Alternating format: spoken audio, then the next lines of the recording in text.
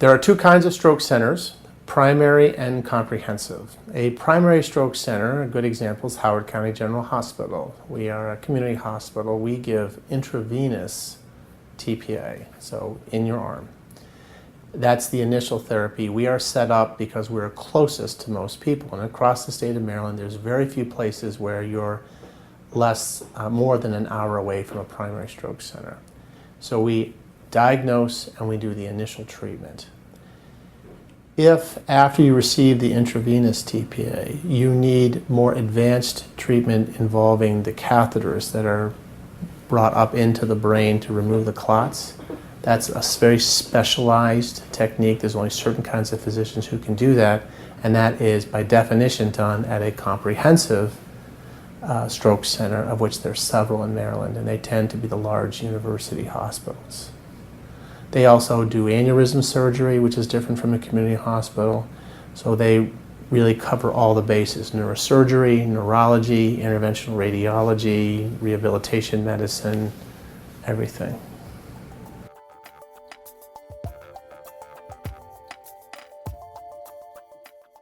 We're very organized. We have a very close relationship with Howard County Fire and Rescue that goes back decades, and so it's a great success story. We meet with them every month. The pre-hospital providers are called by the family, 911. They come, they see the patient, they use certain training and skills to suggest to them that this is an acute stroke situation.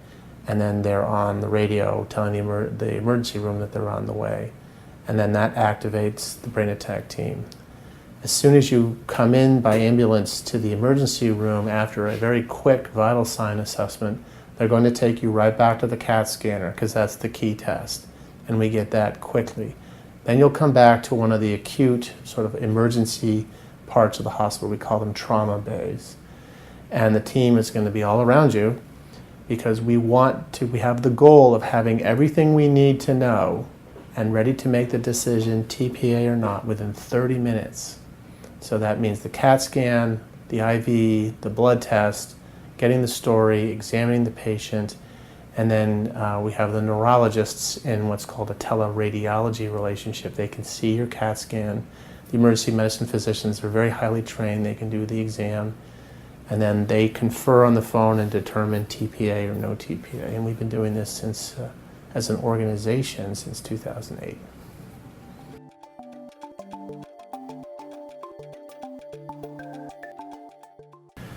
In addition to the inpatient support, where social work and case management are very much involved, along with nursing at the bedside and the physicians and other providers, we have a very large stroke support group here. In fact, it's one of the largest in Maryland, and it's very popular. In fact, people who've been treated for stroke at hospitals in other counties come here for our stroke support group. And they have all sorts of social activities. They also do the typical support of a support group. They often will have a time when they're all together, and then they'll split. So the patients in one group and the providers in the other, because they have different issues, and it's run by our stroke coordinator, Susan Groman. It's something we're very proud of at this hospital.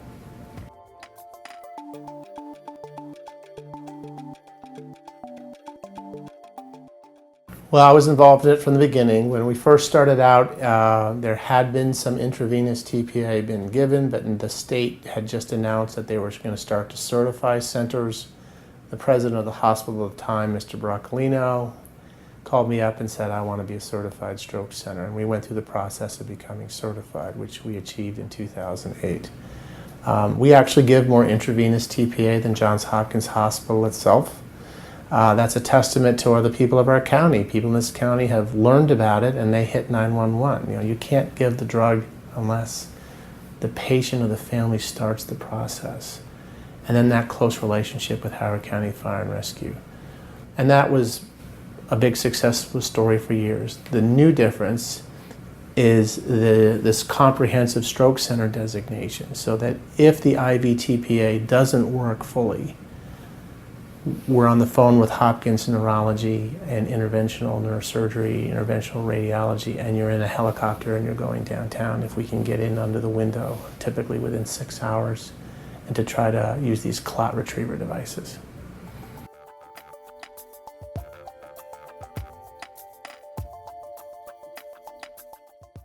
We have dozens and dozens and dozens of great success story cases where people say, you saved me, you changed my life. And not just people in their 60s and 70s and 80s. We have stories of working moms in their 20s who didn't know they had a hole in their heart and suddenly had a stroke and received the TPA here and was in the helicopter and went to Hopkins and they removed the clot. And instead of having a devastating stroke, they go back to completely normal lives. And we're lucky enough to have so many of those success stories, we've kind of lost count.